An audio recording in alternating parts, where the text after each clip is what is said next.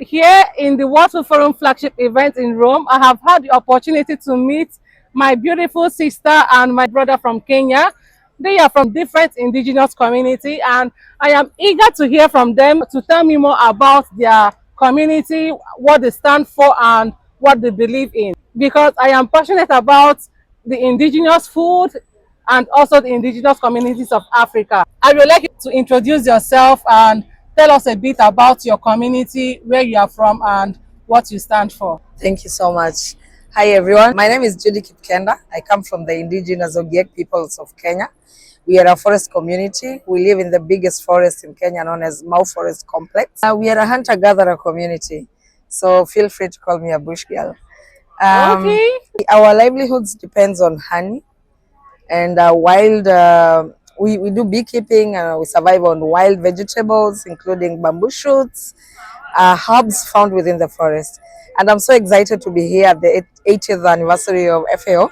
I just came here to bring my experiences as an indigenous expert, just to share our experience with the world and also give our solutions to the world's problems when it comes to food security and food sovereignty. Thank you so much. Wow, thank you so much. That's amazing. You look so beautiful in your outfit. The Thank first time you. I saw you coming out from the indigenous tent, I was really captivated by your outfit. I was like, oh no, I have to really connect with you to hear from you. It's really nice to hear from you. As you have heard from our sister from Ogiek community, now it's time to hear from our brother. As you can see, you don't need to be told that he is a real African man with the way he has dressed himself and girded himself with lots of adornment. You can tell that he is the pride of his community and he actually represents what he stands for. So my brother, can you tell me more about yourself, your name, your community, and what you stand for? Thank you so much, Sarah. My name is Tobias Memusi. I come from the indigenous people of Ilchamus who are based in Baringo, near the lake Baringo. We are a fishery community. Apart from that, we are also a pastoral community where we keep cows and goats, and this is our livelihoods. Our ancestors used to do this, and we are promoting the youths to also come and do this. My parting shot will be to all the youths, please love your indigenous peoples, promote it and conserve it for future generations, because we want our children to also come and live and experience the kind of life that our ancestors had lived. Thank you. Thank you so much. What are some of the main challenges your community face today and how are you addressing them? Being that we live in the biggest forest in Kenya, the government marked it as not only the government, it is the biggest water catchment area as well. Unfortunately, the Kenyan government did not understand the importance of community managed forests. Okay. So Mau Forest is our ancestral home, but we've faced multiple forceful evictions over and over with all the regimes that has ever existed in Kenya. So the biggest challenge that we are facing as an Ogiek community is the problem of land tenure security. We, the Ogiek people, are caretaker of all flora and fauna.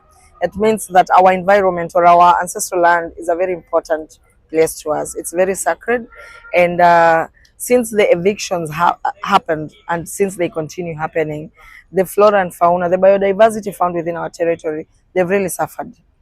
We are here at FAO 80th anniversary, speaking and discussing about food security. We're talking about food sovereignty. We cannot have food security when you do not have land security. We do not have land. The government displaced us, dispossessed us of our lands. So where will we grow this food?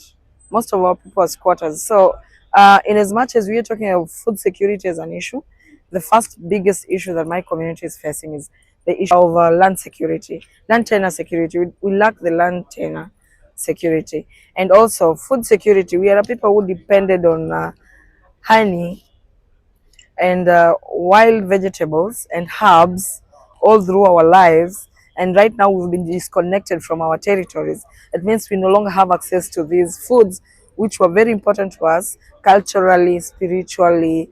They are the kind of foods that kept the social fabric within my community together. So it means we lack cohesion. We have conflict with our neighbors. We have conflict with the government. So apart from that, we have the issue of illiteracy levels, because when you do not have land security, it means you have no resources to educate your children. So majority of kids in our community are illiterate, which is quite unfortunate in an era where education is key. The other issue that we have is loss of culture and language. When we were evicted and we had to fit in into the other communities, and unfortunately I'm one of the products of that, I could not get the opportunity to learn my language, to learn my culture, because I was within other people's languages and cultures, which is totally wrong. I believe like we have faced a lot of injustice as a community, and what I feel like right now the government is doing through further dispossession of our lands, they are trying to commit what we call ethnocide. They just want us to disappear, because if you cannot produce our own food and eat what is okay for us, if we cannot live where we are supposed to live, our life is fully and always in danger. We are always facing an emergency. We don't know when next we are going to be evicted from where we are squatting. It means that the government has a deliberate intention to wipe us out as a community. We are a very small minority community of 52,000 people in Kenya, a country of close to 50 million people. So we have a lot, myriad of challenges, but what I can point out as strong ones is the challenge of lack of land tenure security, lack of food security, because without land you cannot grow food. And that is what brought us to Rome today. And that is what we've been trying to advocate for.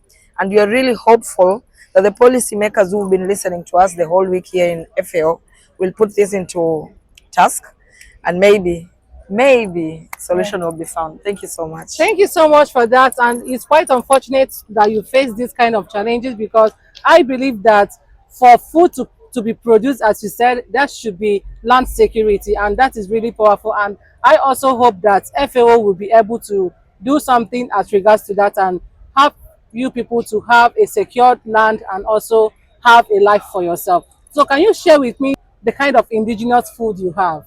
What are the indigenous food in your community? So we have a lot of indigenous foods, indigenous drinks. Okay.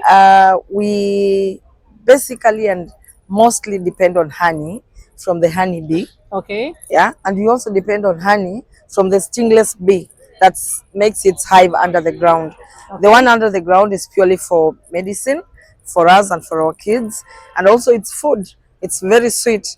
The honey from the honeybee, we eat it. We use it to glaze our roasted meat. We Okay. eat it just the way it is. We use it to heal our wounds. It's Okay. medicine as well.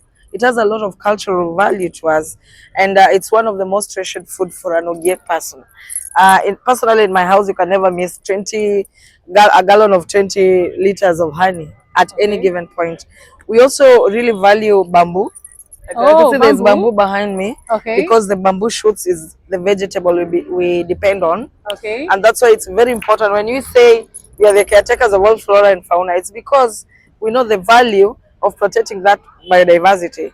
If we do not protect the bamboo, where will we get the vegetable that we eat? Apart from that, we used to eat uh, wild meat, or they call it game meat. Unfortunately, the Kenyan government banned it, but our most delicacy was called the tree irax. In our language, it's called inderit. Dairy. The tree irax. Okay. It is the most valued and the most expensive meat from my community, Okay. amongst others. Okay. Thank you so much for your time. I really Thank you so much. appreciate. And I hope that FAO would definitely do something as regards helping you solve the challenges you face in your community. Yes. Thank you so much. Thank you so much.